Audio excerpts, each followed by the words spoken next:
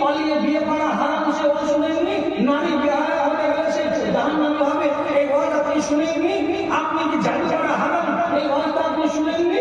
আপনি কি এইগুলো কথা আপনার মগজে জানি নাই? জমি